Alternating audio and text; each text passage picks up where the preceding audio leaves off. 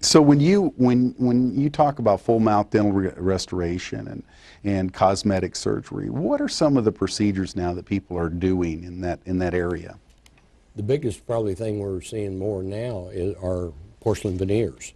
Really? And implants. That's been two of the biggest changes in the last 15, 20 years. And so we're doing a lot of porcelain veneers, implants, and crowns, bridges. Have they changed the technology much in those areas? Oh, considerably. You know, a few years ago, we would take impressions and pour models and send that to the lab. Now, our computers actually scan the tooth. The computer program will make a three-dimensional model and make the crown on that, so we never have to take an impression of a patient anymore.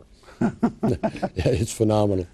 But working with you, I know that in your practice there are a lot of things that you're doing that are fairly unique. A lot of people, a lot of dentists will say, have a certain method for connecting to them, and we'll talk about how to connect to you later, but I want to talk about just that you spend a lot of time right up front with people. Well, in the training at the Pankey Institute, they teach us that it is so important to make a correct diagnosis, and you have to gather a lot of information to make a correct diagnosis.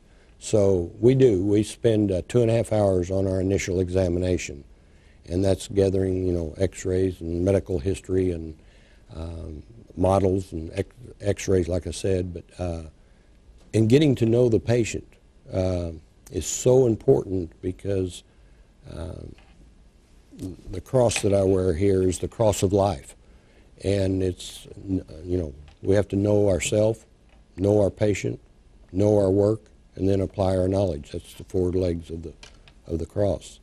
And my patients have become my family, and that's why I've been so blessed in having patients that have been with me 30, 35 years, and I've got several families that I'm treating 3 generations, grandfather, parents, and children now.